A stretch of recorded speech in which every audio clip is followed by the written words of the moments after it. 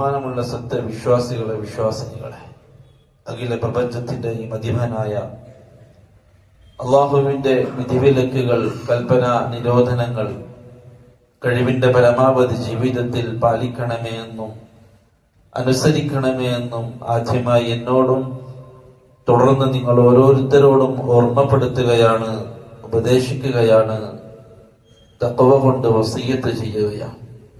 അല്ലാഹു സുബ്ഹാനഹു വ തആല അവന്റെ പൊരുത്തത്തിലായി ജീവിക്കാനും സന്തോഷത്തോടുകൂടി നാളെ അല്ലാഹുവിനെ കണ്ടുമുട്ടാനുമുള്ള ഭാഗ്യം നമുക്ക് എല്ലാവർക്കും നൽകി അനുഗ്രഹിക്കുമാറാവട്ടെ.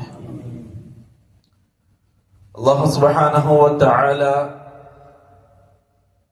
ഖിയാമത്ത് നാൾ വരെ വരുന്ന മനുഷ്യർക്ക് മാതൃകയായും കാരുണ്യമായും അയച്ച പ്രവാചകനാണ് മുഹമ്മദ് മുസ്തഫ സല്ലല്ലാഹു അലൈഹി വസല്ലം. റസൂലുള്ളാഹി സല്ലല്ലാഹു അലൈഹി വസല്ലം 23 വർഷക്കാലം സഹാബാക്കൾക്കിടയിൽ ജീവിച്ചു.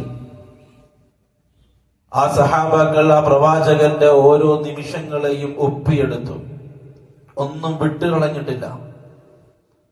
വീടിനകത്തുള്ള കാര്യങ്ങൾ ആയിഷ റളിയല്ലാഹു അൻഹ ഒന്നും മൊഴിയാതെ നമുക്ക് പഠിപ്പിച്ചിട്ടുണ്ട്. എങ്ങനെയായിരുന്നു ആ പ്രവാചകന്റെ ഉറക്കം, എങ്ങനെയായിരുന്നു രാത്രികൾ, എങ്ങനെയായിരുന്നു വീടിനകത്ത്. ആയിഷ റളിയല്ലാഹു അൻഹ റിവായത്ത് ചെയ്യുന്ന ഒരുപാട് ഹദീസുകളിൽ നബി സല്ലല്ലാഹു അലൈഹി വസല്ലമ തങ്ങളുടെ വീട്ടിനകത്തുള്ള നിമിഷങ്ങളെ നമുക്ക് മനസ്സിലാക്കാൻ പറ്റും.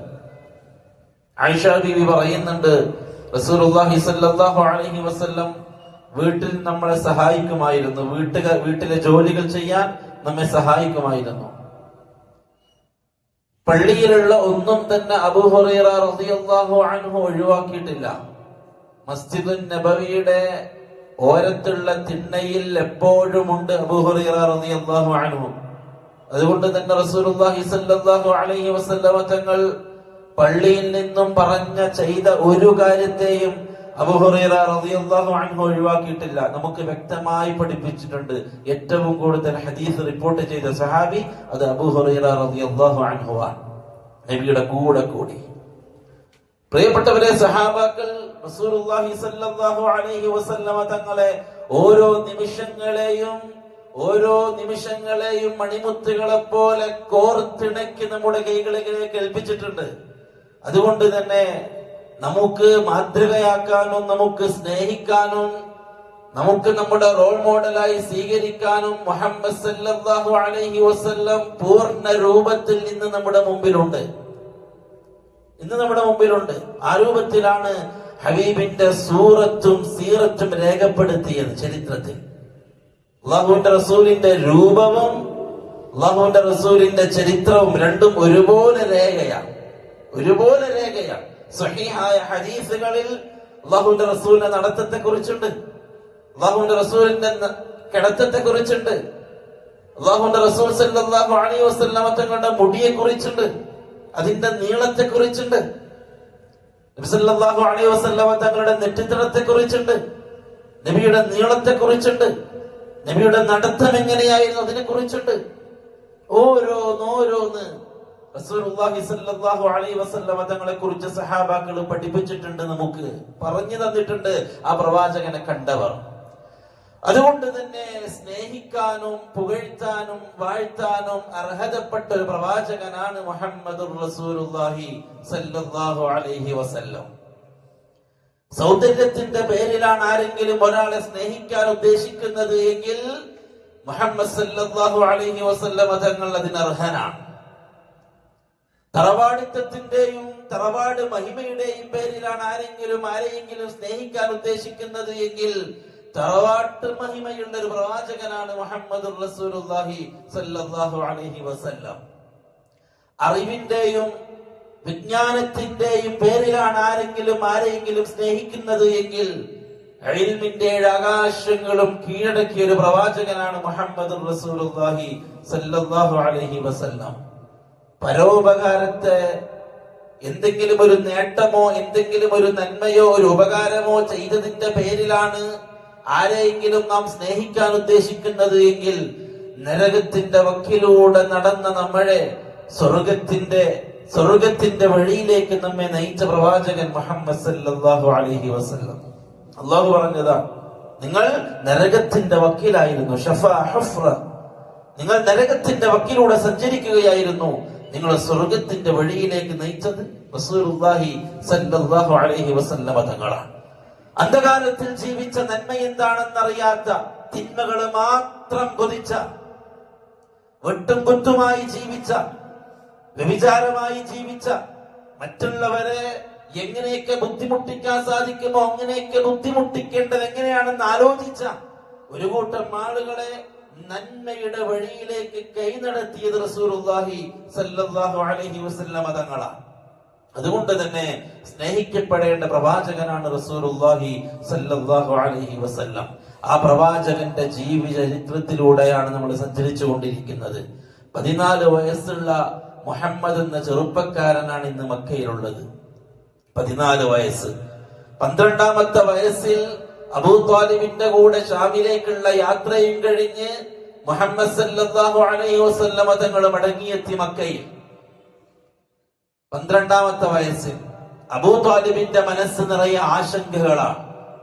ബഹീറ എന്ന് പറയുന്ന പുരോഹിതൻ മുഹമ്മദാകുന്ന ചെറുമകനെ കുറിച്ച് പറഞ്ഞ കാര്യങ്ങൾ ആലോചിച്ച് അബൂ ത്വാലിബ് വല്ലാത്ത ആശങ്കയിലാണ്. ജൂതന്മാര് കണ്ടാൽ മുഹമ്മദിനെ കൊന്നുകളയുമെന്ന് പറയുന്നു.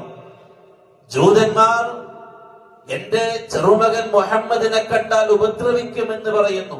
അബൂ ത്വാലിബിന് വല്ലാത്ത ബേജാർ. അതുകൊണ്ട് തന്നെ അബൂ ത്വാലിബ് പൊന്നുപോലെ നോക്കി മുഹമ്മദ് സല്ലല്ലാഹു അലൈഹി വസല്ലം തങ്ങളെ. വരാനിരിക്കുന്ന പ്രവാചകനാണെന്ന് ആ പുരോഹിതൻ പറഞ്ഞ ആ വാക്കുകൾ അബൂ ത്വാലിബിന്റെ മനസ്സിൽ മങ്ങലില്ലാതെ ഇങ്ങനെ തളം കെട്ടി നിന്നു. രാത്രി സമയങ്ങളിൽ റസൂലുള്ളാഹി സ്വല്ലല്ലാഹു അലൈഹി വസല്ലം തങ്ങൾ ഉറങ്ങുന്നിടത്ത് അബൂ ത്വാലിബ് നെട്ടി ഉണർന്ന് നോക്കും, മുഹമ്മദ് അവിടെയുണ്ടോ? മുഹമ്മദ് സല്ലല്ലാഹു അലൈഹി വസല്ലം തങ്ങളെ ആ സ്ഥാനത്ത് നിന്നെടുത്ത് മറ്റു സ്ഥാനത്തേക്ക് മാറ്റിക്കിടത്തുമായിരുന്നു അബൂ ത്വാലിബ്, ഒരു സ്ഥലത്ത് തന്നെ കിടത്താതെ. കാരണം ആരെങ്കിലും മുഹമ്മദിനെ വധിക്കാൻ ശ്രമിക്കുമോ എന്ന പേടി. ആ രൂപത്തിൽ അബൂ ത്വാലിബ് റസൂലുള്ളാഹി സ്വല്ലല്ലാഹു അലൈഹി വസല്ലം തങ്ങളെ സംരക്ഷിച്ചു പോരുകയാണ്. 14ാമത്തെ വയസ്സ്, ചെറിയ പൊടിമീശക്കാരൻ മുഹമ്മദ് സല്ലല്ലാഹു അലൈഹി വസല്ലം. ആ നാട്ടിലുള്ള ചെറുപ്പക്കാരായ 13, 14, 15 വയസ്സുള്ള ചെറുപ്പക്കാരോടൊത്ത് കളിക്കാനും ആ നാട്ടിൽ നടക്കുന്ന സംരംഭങ്ങളിൽ പങ്കുകൊള്ളാനും ആ നാട്ടിൽ നടക്കുന്ന പ്രശ്നങ്ങളിൽ ഇടപെടാനും മുഹമ്മദ് സല്ലല്ലാഹു അലൈഹി വസല്ലം തങ്ങൾ സജീവമായി ഉണ്ടായി. ആ സമയത്താണ് ഖുറൈശികളും ഖൈസ് എന്ന് പറയുന്ന ഗോത്രക്കാരും തമ്മിൽ യുദ്ധമുണ്ടായത്. ഹർബുൽ ഫിജാർ എന്നാണ് ആ യുദ്ധത്തിന്റെ പേര്. ഹർബുൽ ഫിജാർ, അധാർമിക യുദ്ധം എന്നാണ് അതിന്റെ പേര്. അധാർമിക യുദ്ധം. റസൂലുള്ളാഹി സ്വല്ലല്ലാഹു അലൈഹി വസല്ലം തങ്ങളുടെ ജീവിതത്തിൽ ആദ്യമായി പങ്കെടുത്ത യുദ്ധം. കാരണം യുദ്ധം ഹറാമായ മാസങ്ങൾ 4 പവിത്രമായ 4 മാസങ്ങൾ യുദ്ധം ഹറാമാണ്. അത് അറബികൾ മുൻകാലഘട്ടത്തിൽ തന്നെ അവർ പാലിച്ചു പോന്നിരുന്ന ഒരു രീതിയാണ്. ഈ പവിത്രമായ 4 മാസങ്ങൾ റജബ്, ദുൽഖഅദ, ദുൽഹിജ്ജ, മുഹറം, ഈ 4 മാസങ്ങളിൽ ഇവർ യുദ്ധം ചെയ്യില്ല. അത് അക്രമമാണ്. അത് വലിയ പാപമായിട്ട് തന്നെ മക്കക്കാര് കണ്ടിരുന്നു. ഏത് മതത്തിന്റെ അടിസ്ഥാനത്തിൽ? ഏത് മതത്തിന്റെ അടിസ്ഥാനത്തിലാണ് ദുൽഖഅദയും ദുൽഹിജ്ജയും മുഹറവും റജബും പവിത്രമായ മാസമായിട്ട് മക്കക്കാര് കണ്ടത്? ഇസ്ലാമിക പാരമ്പര്യമാണ് മക്കൾക്കാർക്കുള്ളത്. അതേപോലെ തന്നെ ഹറമിൽ യുദ്ധം നടക്കാൻ പാടില്ല. ഇന്നും അന്നും ഹറം പവിത്രമാണ്, യുദ്ധം ഹറാമാണ്. 14 വയസ്സുള്ള റസൂലുള്ളാഹി സ്വല്ലല്ലാഹു അലൈഹി വസല്ലം തങ്ങൾ ജീവിച്ചിരുന്ന ആ മക്കയിൽ ഹറമിനെ പവിത്രമാക്കിയ മതമേതാണ്? ഹറം പവിത്രമാക്കിയ മതമേതാണ്? ഏത് മതത്തിന്റെ അടിസ്ഥാനത്തിലാണ്? ഏത് ഗ്രന്ഥത്തിന്റെ അടിസ്ഥാനത്തിലാണ്? ഏത് പ്രവാചകന്റെ, അല്ലെങ്കിൽ ഏത് പുരോഹിതന്റെ, ഏത് ദേവന്റെ, ഏത് ദേവിയുടെ, ഏത് ഗ്രന്ഥത്തിന്റെ അടിസ്ഥാനത്തിലാണ് ഹറമിനെ അന്ന് മക്കത്തെ മുശ്രിക്കീങ്ങൾ പവിത്രമായിട്ട് കണ്ടത്? അതേ പ്രിയപ്പെട്ടവരെ, ഒരു സംശയം വേണ്ട, അവര് പാരമ്പര്യ മുസ്ലിമീങ്ങളാണ്. ഹറമിനെ ബഹുമാനിക്കുന്നവർ മുസ്ലിമീങ്ങളാണ്. ഹറമിന്റെ പവിത്രത മുസ്ലിമീങ്ങൾക്ക് മാത്രമേ അറിയൂ. കഅബയുടെ പവിത്രത മുസ്ലിമീങ്ങൾക്ക് മാത്രമേ അറിയൂ. അതേ ഇബ്രാഹിമി മില്ലത്തനുസരിച്ച് ജീവിക്കുകയും അങ്ങനെ ഷിർക്കിലേക്ക് വഴിതെറ്റി പോവുകയും ചെയ്തൊരു കൂട്ടരാണ് മക്കത്തെ മുശ്രിക്കീങ്ങൾ. അല്ലാണ്ട് ഒരു മതവും അവർക്ക് പരിചയമില്ല, ഒരു പ്രത്യയശാസ്ത്രം അവർക്ക് പരിചയമില്ല, ഏതെങ്കിലും പൊതുവായ ചിന്താധാരകൾ അവരിലേക്ക് കടന്നുകൂടിയിട്ടില്ല. അങ്ങനെയുള്ള ഒരാളും ആ മക്കയിലേക്ക് കടന്നു വന്നിട്ടില്ല. അവർക്ക് പരിചയമുള്ള മതം അത് ഇസ്ലാമാണ്. ഇബ്രാഹിം അലൈഹിസ്സലാത്തു വസ്സലാമാണ് ആ ഇസ്ലാമിനെ മക്കത്ത് പരിചയപ്പെടുത്തിയത്. മകൻ ഇസ്മായിൽ അലൈഹിസ്സലാത്തു വസ്സലാമിന്റെ പ്രബോധനത്തിലാണ് അന്നുണ്ടായിരുന്ന മക്കയിലുള്ള ഗോത്രങ്ങൾ ഇസ്ലാമിലേക്ക് കടന്നു വന്നത്. ഇത് മുശ്രിക്കീങ്ങൾക്ക് അറിയാം. അതുകൊണ്ട് തന്നെ ഹറമിനെ അവർ പൊന്നുപോലെ നോക്കി പവിത്രമായി കണ്ടു. കഅബയെ അല്ലാഹുവിന്റെ പവിത്രമായ ഭവനമായിട്ട് അവർ കണ്ടു. സംസം വെള്ളത്തെ പവിത്രമായ വെള്ളമായി കണ്ടു. അത് വളരെ ബഹുമാനത്തോടുകൂടി സംരക്ഷിച്ചു പോന്നു മക്കത്തെ മുശ്രിക്കീങ്ങളായ ഖുറൈശികൾ. പാരമ്പര്യ മുസ്ലിമീങ്ങൾ അങ്ങനെ തന്നെ നമ്മൾ പഠിക്കണം. അപ്പോഴേ നമുക്ക് ശിർക്കിന്റെയും തൗഹീദിന്റെയും വ്യത്യാസം മനസ്സിലാകൂ. എല്ലാം മക്കയിലുണ്ടായിരുന്നവർ ഏതോ മതത്തിൽ ആളുകളായിരുന്നു. ആ മതത്തിന്റെ ആളുകൾക്കും നേരെയാണ് മുഹമ്മദ് സല്ലല്ലാഹു അലൈഹി വസല്ലം തങ്ങളും സഹാബാക്കളും യുദ്ധം ചെയ്തത്. അവരോടായിരുന്നു അല്ലാഹുവിന്റെ റസൂലിന്റെ ദഅവത്ത്. അവർക്കെതിരെയായിരുന്നു അവരുടെ എല്ലാ പാരമ്പര്യ മുസ്ലിമീങ്ങളോട്. അല്ലാഹുവിനെ അറിയുന്ന, ഹറമിന്റെ പവിത്രത അറിയുന്ന, കഅബാലയത്തിൽ തവാഫ് ചെയ്യുന്ന, ഹജ്ജ് ചെയ്യുന്ന, അല്ലാഹുവിനെ പ്രയാസഘട്ടത്തിൽ വിളിക്കുന്ന മുസ്ലിമീങ്ങളോടാണ് ബദർ നടന്നത്. ആ മുസ്ലിമീങ്ങളോടാണ് ഉഹദ് നടന്നത്. പക്ഷേ അവർ ശിർക്ക് ചെയ്തു. അല്ലാഹു മാത്രം എന്ന് റസൂലുള്ളാഹി സ്വല്ലല്ലാഹു അലൈഹി വസല്ലം തങ്ങൾ പറയുമ്പോൾ മുഹമ്മദേ അല്ലാഹ് മാത്രം പോരാ, നമുക്ക് ലാത്തയും വേണം. മുഹമ്മദ് അല്ലാഹു ആണ് എല്ലാം. ആകാശം സൃഷ്ടിച്ചതും ഭൂമി സൃഷ്ടിച്ചതും സർവസ്വവും സൃഷ്ടിച്ചത് അല്ലാഹു.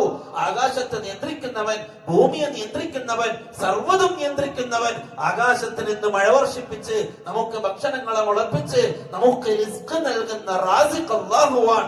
നമ്മളെ സൃഷ്ടിച്ച് സംവിധാനിച്ച ഖാലിഖ് അല്ലാഹുവാൻ. സർവ്വതിനെയും ഉടമപ്പെടുത്തിയ മാലിക് അല്ലാഹുവാൻ എന്ന് അംഗീകരിച്ച മക്കത്തെ മുശ്രിക്കീങ്ങൾ അവര് പറഞ്ഞു, ലാത്തയുടെ ചാരമില്ലാതെ നമുക്കൊരു ദീന് വേണ്ട, മനാത്തയുടെ ചാരത്തെ ഒഴിവാക്കിക്കൊണ്ടുള്ള ഒരു മതം നമുക്ക് വേണ്ട മുഹമ്മദേ. ഉസ്സയുടെയും ഇസ്മായിൽ അലൈഹിസ്സലാത്തു വസ്സലാമിന്റെയും ഇബ്രാഹിം അലൈഹിസ്സലാത്തു വസ്സലാമിന്റെയും കഅബാലയത്തിൽ ഇക്കാലം എത്രയും നമ്മൾ പൂജിച്ചുകൊണ്ടിരുന്ന ആ ചാരത്തേക്ക് ഒഴിവാക്കി, ഇപ്പറഞ്ഞ നമ്മളുടെ വിഗ്രഹങ്ങളെയൊക്കെ ഒഴിവാക്കി, നമ്മൾ ഇത്രയും കാലം ചെയ്തു വന്ന പൂജകളും ഇത്രയും കാലം നമ്മൾ ചെയ്തു വന്ന നമ്മുടേതായ കർമ്മങ്ങളും ഒഴിവാക്കിക്കൊണ്ടുള്ള ഒരു മതം നമുക്ക് വേണ്ട. അവിടെ പ്രശ്നമുള്ളൂ, അവിടെ പ്രശ്നമുള്ളൂ. പിന്നെ മക്കത്തെ മുശ്രിക്കീങ്ങളുടെ ആദർശമാണ് നമ്മുടെ ചുറ്റുമുള്ള ഷിയാക്കൾ എന്ന് പറയുമ്പോൾ എന്തിനാണ് ഉറിഞ്ഞു തുള്ളുന്നത്? അതേ മക്കത്തെ മുശ്രിക്കീങ്ങൾ ഏത് പാരമ്പര്യത്തിലായിരുന്നു ഉണ്ടായിരുന്നത്, അതേ പാരമ്പര്യത്തിൽ നിലകൊള്ളുന്നവരാണിവർ. അബൂജഹലിന്റെയും ഖുതുബത്തിന്റെയും ശൈബത്തിന്റെയും ആദർശം ഒരു ഭാഗത്ത്, മുഹമ്മദ് സല്ലല്ലാഹു അലൈഹി വസല്ലം തങ്ങളുടെയും സഹാബാക്കളുടെയും ആദർശം മറുഭാഗത്ത്. ഇന്നും നമ്മൾ പറയുന്നു സലഫികളുടെ ആദർശം അത് മുഹമ്മദ് സല്ലല്ലാഹു അലൈഹി വസല്ലം തങ്ങളുടെയും സഹാബാക്കളുടെയും ആദർശത്തിന്റെ സ്ഥാനത്താണ്. ഏതാദർശം? അല്ലാഹു മാത്രം മതി എന്ന ആദർശം. എന്നാൽ വഹാബികൾ എന്ന് വിളിച്ച് കളിയാക്കുന്ന, നമ്മുടെ ചുറ്റുപാടത്തും ജീവിക്കുന്ന, ജാറങ്ങളെ പൂജിക്കുന്ന, മഖബറുകളെ പൂജിക്കുന്ന ആളുകൾ അവർ ഖുതുബത്തിന്റെയും അബൂജഹലിന്റെയും ശൈബത്തിന്റെയും ആദർശത്തിലാണെന്ന് നാം തീർച്ചപ്പെടുത്തി പറയുന്നു. എന്തുകൊണ്ട്? ആദർശം അല്ലാഹുവിനെ അറിയുന്നവനാണ് അബൂജഹല്. ഇന്നിവർക്കും അറിയാം. ഇവര് പറയുന്നു നമുക്ക് അല്ലാഹുവിനെ അറിയാം, നമ്മൾ വിളിക്കുന്നവരാണ്, അല്ലാഹു ഖാലിഖാണ്, നമ്മൾ അംഗീകരിക്കുന്നവരാണ്. അതെ, നമ്മൾ സമ്മതിക്കുന്നു. അബൂജഹലും സമ്മതിച്ചിരുന്നു അല്ലാഹു ഖാലിഖാണെന്ന്. അബൂജഹലും സമ്മതിച്ചിരുന്നു അല്ലാഹു മാലിക്കാണെന്ന്. അബൂജഹലും സമ്മതിച്ചിരുന്നു അല്ലാഹു റാസിഖാണെന്ന്. കഅബാലയത്തിന്റെ കില്ല പിടിച്ചിട്ട് അല്ലാഹുവേ, രണ്ട് കൂട്ടക്കാരെ തമ്മിൽ ഏറ്റുമുട്ടാൻ പോവാണ്, ഇതിൽ ഹക്കായ കൂട്ടർ ഏതാണോ അതിനെ നീ വിജയിപ്പിക്കണേ എന്ന് കഅബാലയത്തിന്റെ കില്ല പിടിച്ച് അല്ലാഹുവിനോട് ദുആ ചെയ്തത് അബൂജഹല. ആ അബൂജഹലിനെ കുറിച്ചാണ് റസൂലുള്ളാഹി സ്വല്ലല്ലാഹു അലൈഹി വസല്ലം തങ്ങൾ പറഞ്ഞത്, എന്റെ ഉമ്മത്തിലെ ഫിർഔനാണ് അബൂജഹൽ എന്ന്. എന്റെ ഉമ്മത്തിലെ ഫിർഔൻ കഅബയുടെ കില്ല പിടിച്ച് അല്ലാഹുവിനോട് ദുആ ചെയ്ത അബൂജഹൽ. അബൂജഹലിന്റെ മതേതാ? അല്ലാഹുവിനെ വിളിച്ച് ദുആ ചെയ്യുന്ന മതേതാ? കടലിൽ തിരമാലകൾ ആഞ്ഞടിച്ച് കടലിൽ കപ്പലിൽ യാത്ര ചെയ്യുന്നവരെ ഭീതിപ്പെടുത്തി പ്രയാസപ്പെടുത്തി നമ്മളെല്ലാം അങ്ങ് മുങ്ങിച്ചാവാൻ പോവാണ്. ഈ കടലിന്റെ തിരമാലകളുടെ ഭയാനകമായ അവസ്ഥകൾ കണ്ട് പേടിച്ചു വിറച്ച മക്കത്തെ മുശ്രിക്കീങ്ങൾ ഇഖ്ലാസോടുകൂടി വിളിച്ചു എന്ന് ഖുർആൻ. ദഅവുല്ലാഹ മുഖ്ലിസീന ലഹുദ്ദീൻ. സത്യസന്ധമായി മുഫസ്സിരീങ്ങൾ സർവരും ഈ ആയത്തിന്റെ തഫ്സീറിൽ എഴുതി സാദിഖീങ്ങളായിക്കൊണ്ട്, സത്യസന്ധന്മാരായിക്കൊണ്ട്, നല്ല നിയ്യത്തോടുകൂടി, ഇഖ്ലാസോടുകൂടി അവർ അല്ലാഹനെ വിളിക്കുമായിരുന്നു. കപ്പലിൽ നിന്ന് നമ്മോട് രക്ഷിക്കാൻ അല്ലാഹുവല്ലാതെ വേറെ ആരുമില്ല, നിങ്ങൾ ബാക്കി എല്ലാവരും ഉപേക്ഷിച്ചിട്ട് അല്ലാഹനെ മാത്രം വിളിച്ചോ എന്ന് പറയും. ആര്? മക്കത്തെ മുശ്രിക്കീങ്ങൾ. അവരോടാണ് ബദർ നടന്നത്. അല്ലാഹു പറയുന്നു, എന്നിട്ട് കപ്പലിൽ നിന്നും അവരെ ഞാൻ രക്ഷിക്കും. എന്നിട്ട് അവർ കരയിലേക്ക് എത്തിയാൽ ഇദാഹും യുശ്രികൂൻ, അവർ നേരെ പോകും കഅബയുടെ അടുത്ത മുറ്റത്തേക്ക്. എന്നിട്ട് ലാത്തക്ക് ഒരു പൂജ, ഉസ്സക്ക് ഒരു പൂജ.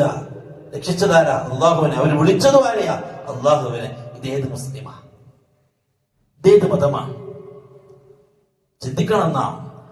റസൂലുള്ളാഹി സ്വല്ലല്ലാഹു അലൈഹി വസല്ലമ തങ്ങൾ ആ കാലഘട്ടത്തിൽ എല്ലാ പ്രശ്നങ്ങളും ഇടപെട്ടു. യുദ്ധം വന്നു, ഹർബുൽ ഫിജാർ.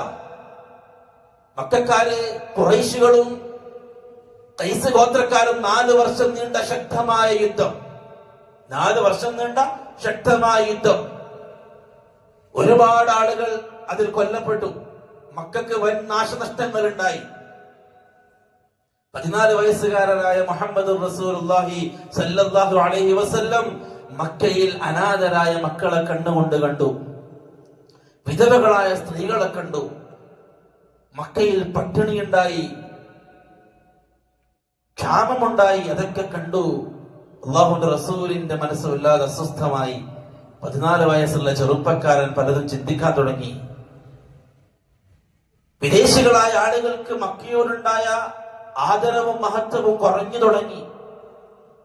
യുദ്ധം കാരണം വലിയ നാശനഷ്ടങ്ങൾ ഉണ്ടായി. അതേപോലെ തന്നെ വിദേശികളായ ആളുകൾ മക്കയിലേക്ക് കച്ചവട ആവശ്യത്തിന് വേണ്ടി വരും. അവർക്ക് നിർഭയമായിരുന്നു മക്കയിലേക്ക് പ്രവേശിച്ചു കഴിഞ്ഞാൽ ആരെയും പേടിക്കേണ്ടി വരില്ല, അക്രമത്തെ ഭയക്കേണ്ടി വരില്ല എന്നുള്ള അവസ്ഥ മാറി. മക്കയിൽ അസമാധാനം ഉണ്ടാവാൻ തുടങ്ങി. അബൂ ത്വാലിബ് അടക്കമുള്ളവർക്ക് വലിയ പ്രയാസമുണ്ടായി. ഹർബുൽ ഫിജാർ, ആ യുദ്ധത്തിൽ അബൂ ത്വാലിബിന്റെ നേതൃത്വത്തിലും അതേപോലെ അല്ലാഹുവിന്റെ റസൂലിന്റെ മൂത്താപ്പമാരുടെ നേതൃത്വത്തിലും നടന്ന ഈ യുദ്ധത്തിൽ അമ്പുകൾ എടുത്തു കൊടുക്കാനും ആ രൂപത്തിൽ സഹായിക്കാനും അല്ലാഹുവിന്റെ റസൂൽ ഖുറൈശികളുടെ കൂടെ ഉണ്ടായിരുന്നു. 14-ാമത്തെ വയസ്സിൽ ആദ്യമായിട്ട് യുദ്ധത്തിന് വേണ്ടി സഹായിച്ചു തുടങ്ങിയിരുന്നു റസൂലുള്ളാഹി സ്വല്ലല്ലാഹു അലൈഹി വസല്ലം. അബൂ താലിബ് ചിന്തിച്ചു, ഇത് ശരിയാവൂല. മക്കയെ ഈ രൂപത്തിൽ വിട്ടുകൊടുത്താൽ പിന്നീട് മക്കയുടെ മഹത്വവും കഅബയുടെയും ഹറമിന്റെയും മഹത്വം നഷ്ടപ്പെടും, രക്തക്കളമാവും. ഹറം അസമാധാനമുള്ള നാടായി മാറും. അതുകൊണ്ട് ചർച്ച നടന്നു. എല്ലാ ഗോത്രക്കാരും ഒരുമിച്ചുകൂടി അബൂ ത്വാലിബിന്റെ നേതൃത്വത്തിൽ മീറ്റിംഗ് വെച്ചു. നമ്മുടെ മക്കയെ അങ്ങനെ വെറുതെ വിട്ടുകൂടാ. നമ്മുടെ നാടാണിത്, പവിത്രമുള്ള നാടാണിത്. യുദ്ധത്തിന് വിട്ടുകൊടുത്തു കഴിഞ്ഞാൽ ഇവിടേക്ക് കച്ചവടത്തിൽ വരുന്ന കച്ചവടക്കാരെ വരാതാകും. കഅബ നിർഭയത്വമുള്ള നാടാണ്, അതില്ലാണ്ടാകും.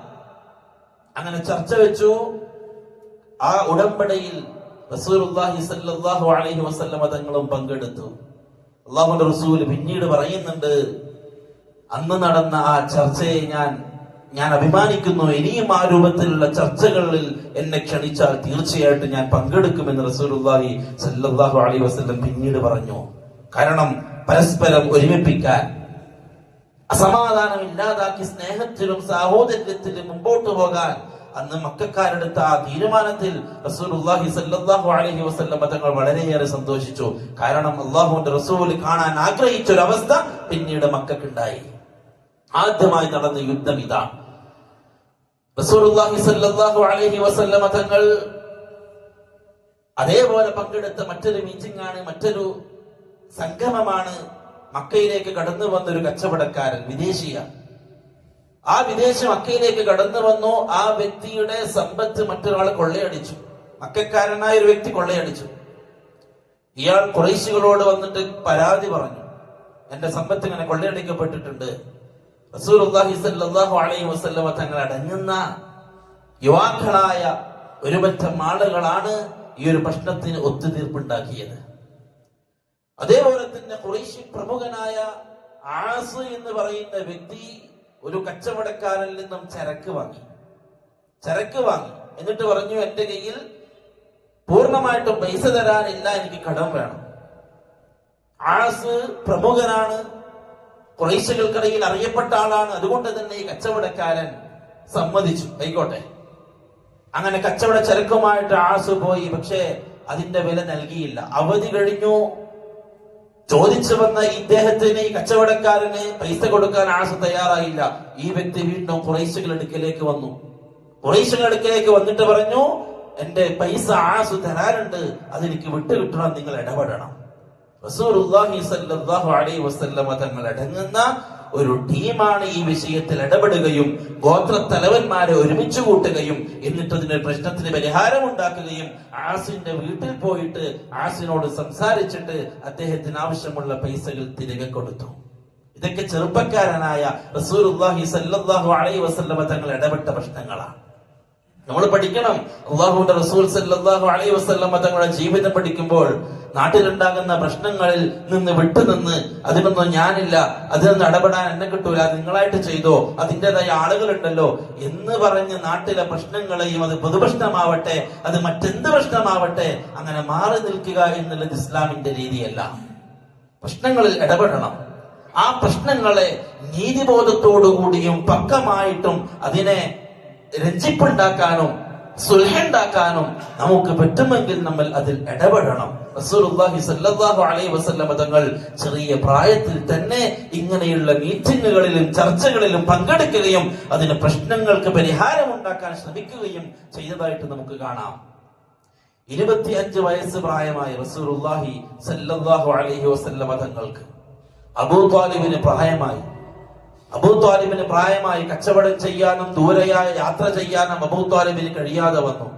അബൂ ത്വാലിബ് റസൂലുള്ളാഹി സ്വല്ലല്ലാഹു അലൈഹി വസല്ലം തങ്ങളെ വിളിച്ചിട്ട് പറഞ്ഞു, മോനെ മുഹമ്മദ്, ഞാൻ പ്രായമായി വരികയാണ്. സാമ്പത്തികമായ പ്രയാസം ഒരുപക്ഷെ നമ്മുടെ കുടുംബത്തെ ബാധിക്കും. വലിയ കുടുംബമാണ്.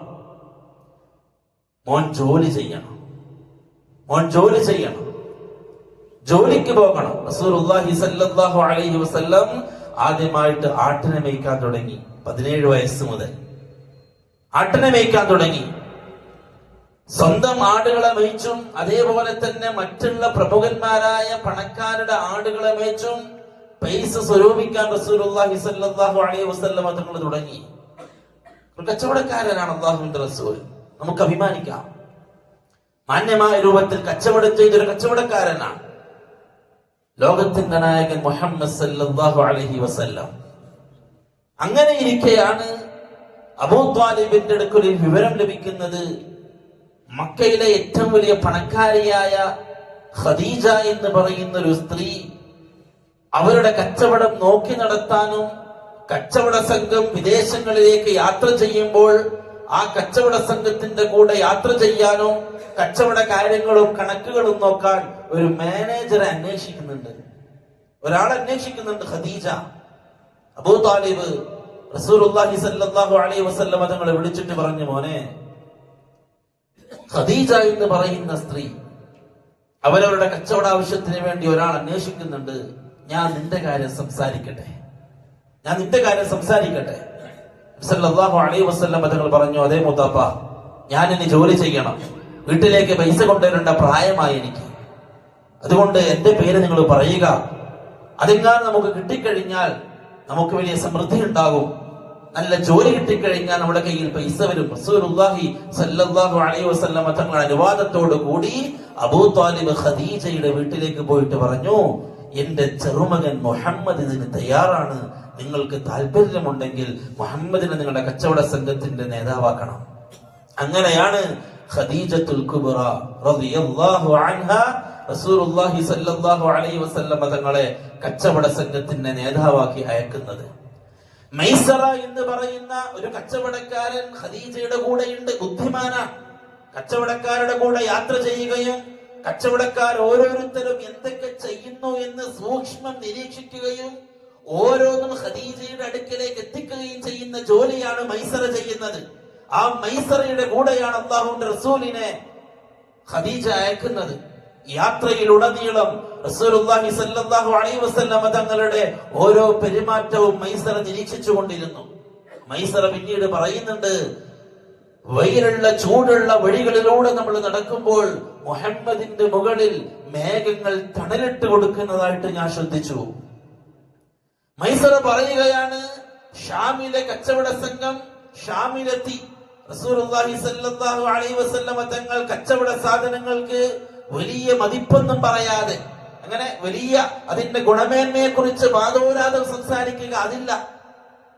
വാദോരാതെ സംസാരിക്കുക, അതിന്റെ ഗുണമേന്മയെ കുറിച്ച് ഇല്ലാത്തത് പറയുക, അതൊന്നുമില്ലാതെ മാന്യമായി ഞങ്ങൾക്ക് കിട്ടേണ്ട വില എന്താണോ ആ വില മാത്രം പറഞ്ഞ്, അതിന്റെ ഗുണമേന്മ എന്താണോ അത് മാത്രം പറഞ്ഞ് മാന്യമായി കച്ചവടം ചെയ്യുന്ന 25 വയസ്സുള്ള മുഹമ്മദിനെ മൈസറ ശ്രദ്ധിച്ചു.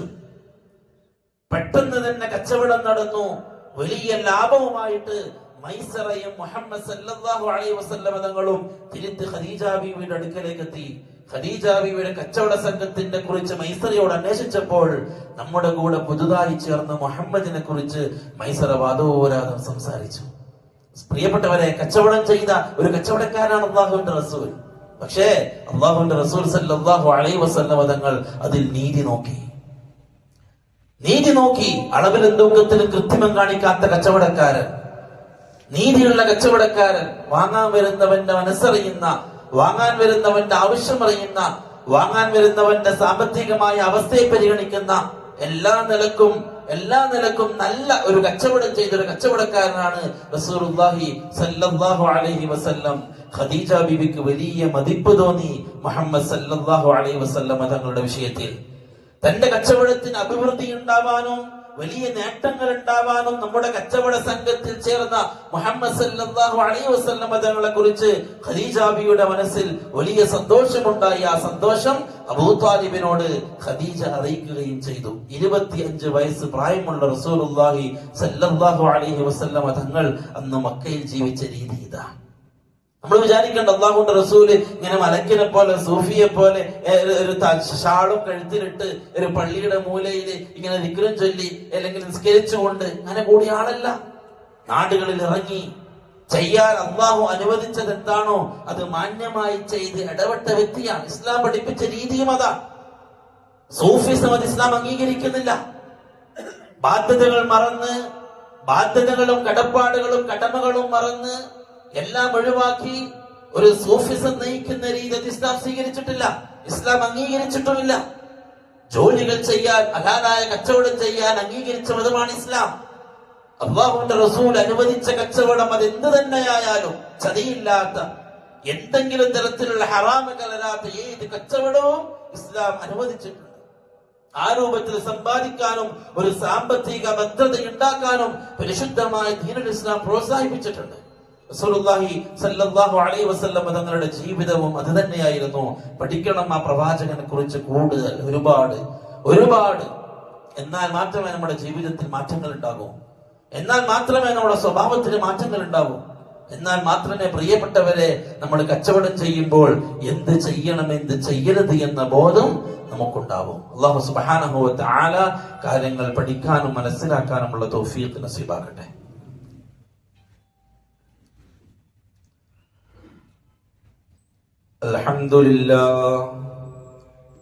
അൽഹംദുലില്ലാഹി വസ്സലാത്തു വസ്സലാമു അലാ അഷ്റഫിൽ മുർസലീൻ وعلى آله وأصحابه أجمعين أما بعد فأعوذ بالله من الشيطان الرجيم بسم الله الرحمن الرحيم يا أيها الذين آمنوا اتقوا الله حق تقاته ولا تموتن إلا وأنتم مسلمون. ബഹുമാനമുള്ള സത്യവിശ്വാസികളെ, രണ്ടാമതും അള്ളാഹുവിന്റെ കൽപ്പന നിരോധനങ്ങൾ കഴിവിന്റെ പരമാവധി പാലിച്ചുകൊണ്ട് ജീവിക്കണമേ എന്നും അനുസരിക്കണമേ എന്നും എന്നോടും നിങ്ങൾ ഓരോരുത്തരോടും ഓർമ്മപ്പെടുത്തുകയാണ്, ഉപദേശിക്കുകയാണ്, തഖ്വ കൊണ്ട് വസിയത്ത് ചെയ്യുകയാണ്. റസൂലുള്ളാഹി സ്വല്ലല്ലാഹു അലൈഹി വസല്ലം തങ്ങളോടുള്ള സ്നേഹം അത് അള്ളാഹുവിന്റെ റസൂൽ പഠിപ്പിച്ചത് കൊണ്ടാവണം.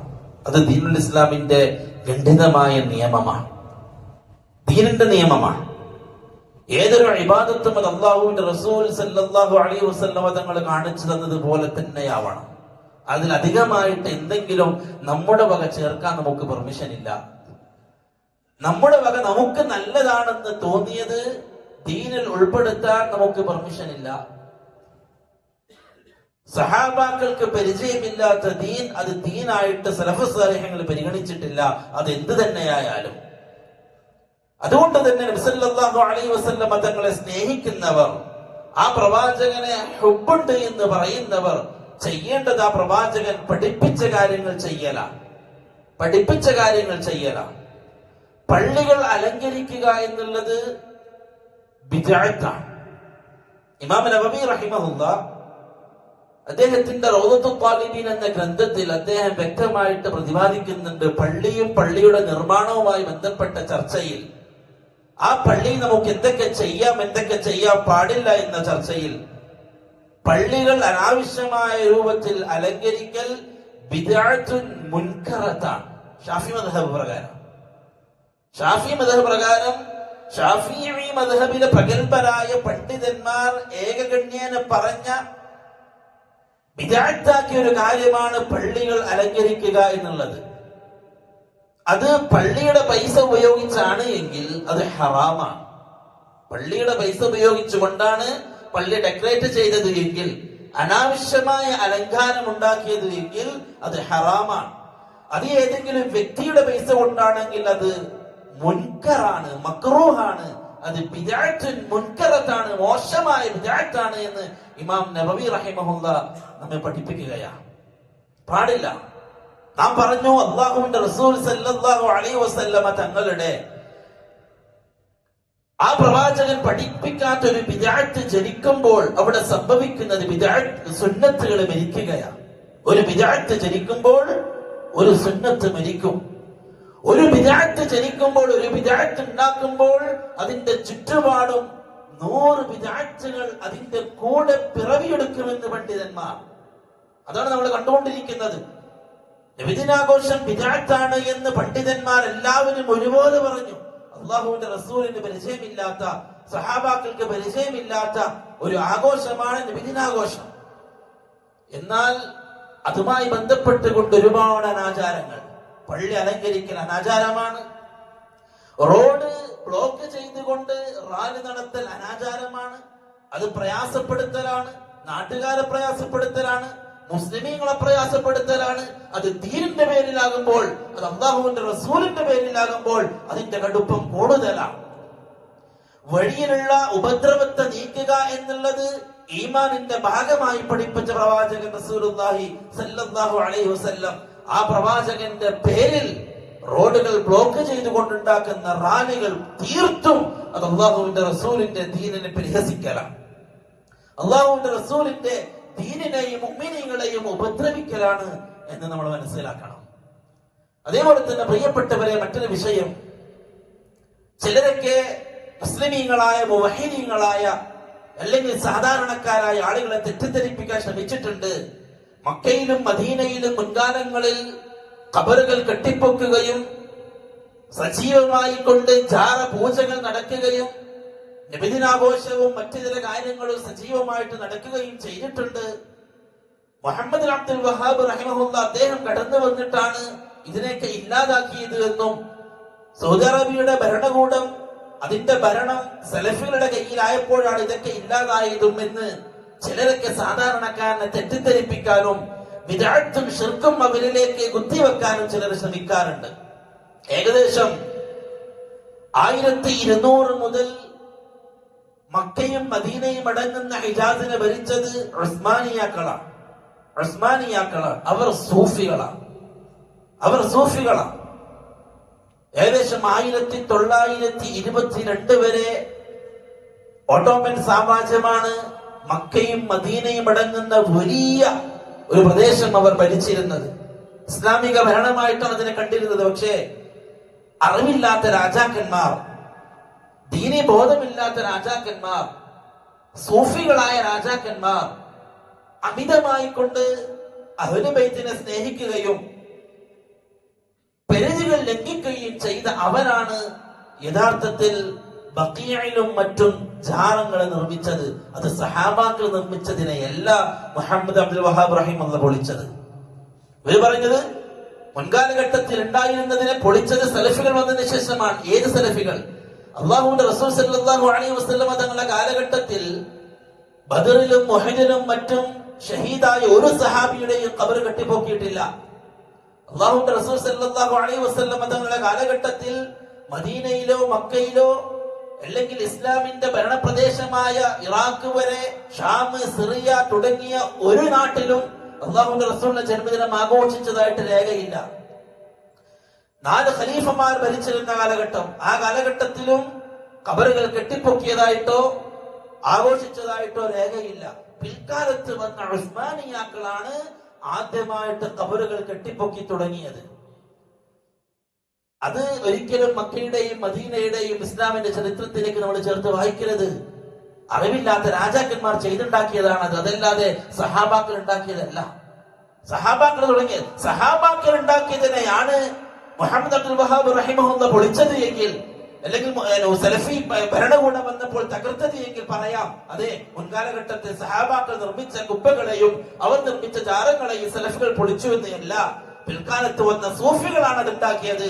അവർ അഹ്ലുൽ ബൈത്തിനെ അമിതമായി ആദരിക്കുകയും അമിതമായി അവർ പുകഴ്ത്തുകയും നമുക്ക് ഇവരുടെ ഖബറുകളെയൊക്കെ പ്രത്യേകമായിട്ട് കാണണമെന്ന ചിന്ത ആ അറിവില്ലാത്ത രാജാക്കന്മാർക്ക് ഉണ്ടായി.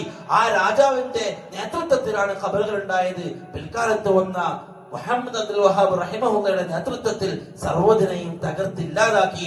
സഹാബാക്കളുടെ കാലഘട്ടത്തിൽ എങ്ങനെയാണോ ബഖീ ഉണ്ടായത്, അല്ലാഹുവിന്റെ റസൂലിന്റെ കാലഘട്ടത്തിൽ എങ്ങനെയാണോ മക്കയും മദീനയും ഉണ്ടായത്, ആദ്യത്തെ ഏറ്റവും നല്ല കർണുകളായ താബിഈങ്ങളുടെയും സഹാബാക്കളുടെയും താബിഈങ്ങളുടെയും താബിഈങ്ങളുടെയും കാലഘട്ടത്തിൽ എങ്ങനെയാണോ മക്കയും മദീനയും ഉണ്ടായത്, ആ അവസ്ഥയിലേക്ക് തിരിച്ചു കൊണ്ടുപോവുകയാണ് യഥാർത്ഥത്തിൽ സലഫികൾ ചെയ്തത്. അല്ലാതെ അവർ സഹാബാക്കൾ ഉണ്ടാക്കിയതിനെ മാറ്റം വരുത്തിയവരല്ല. ആ യാഥാർത്ഥ്യം നമ്മൾ മനസ്സിലാക്കണം. 1925 മുതൽ ആല് സഊദ് ഭരണത്തിലേക്ക് വന്നപ്പോഴാണ് ഈ കാണുന്ന രൂപത്തിൽ ബഖീഅ നമുക്ക് കാണാൻ സാധിച്ചത്. അല്ലാഹുവിന്റെ റസൂലിന്റെ കാലഘട്ടത്തിലുള്ളതുപോലെ ഖുലഫാഉർ റാഷിദീന്റെ കാലഘട്ടത്തിലുള്ള ബഖീഅനെ ഇന്ന് നമുക്ക് കാണാം. അതിന്റെ ഇടയിൽ വന്ന സൂഫികളാണ് ഈ പറഞ്ഞ ജാറങ്ങളെ ഉണ്ടാക്കിയത്. ജനങ്ങൾക്കിടയിൽ അവർ തെറ്റിദ്ധരിപ്പിക്കുന്നുണ്ട്, മുൻകാലഘട്ടത്തിൽ ഉണ്ടായിരുന്നു, പിന്നെ സലഫികൾ വന്നിട്ടാണ് അത് പൊളിച്ചത്. ഒരിക്കലുമല്ല. ചരിത്രങ്ങളെ വളച്ചൊടിക്കുക, യാഥാർത്ഥ്യങ്ങളെ വളച്ചൊടിക്കുക, എന്നിട്ട് ജനങ്ങൾക്ക് മുമ്പിൽ അവർ മുമ്പോട്ട് വെക്കുന്ന വിദഅത്തുകളെയും ശിർക്കുകളെയും ജനങ്ങളെ പഠിപ്പിക്കുക എന്ന ഒരു രീതിയും ചിന്തയുമാണ് അവർക്കുള്ളത്. അതുകൊണ്ട് നമ്മൾ സൂക്ഷിക്കുക, കാര്യങ്ങളെ വസ്തുനിഷ്ഠമായി പഠിക്കാൻ നമ്മൾ ശ്രദ്ധിക്കുക. എവിടെയൊക്കെ ഇതുമായി ബന്ധപ്പെട്ട ചർച്ചകളുണ്ടോ അവിടെയൊക്കെ പങ്കെടുക്കാനും കേൾക്കാനും അറിയാനും നമ്മൾ ശ്രദ്ധിക്കുക. അറിവ് അത് പ്രധാനമാണ്, ഇൽമ് അത് പ്രധാനമാണ്. ഇൽമില്ലാത്തവരാണ് അറിവില്ലാത്തവരാണ് യഥാർത്ഥത്തിൽ പതറിപ്പോകുന്നത്. യഥാർത്ഥത്തിൽ ഹഖ് ബോധ്യപ്പെടാൻ ഇൽമ് ആവശ്യമാണ്.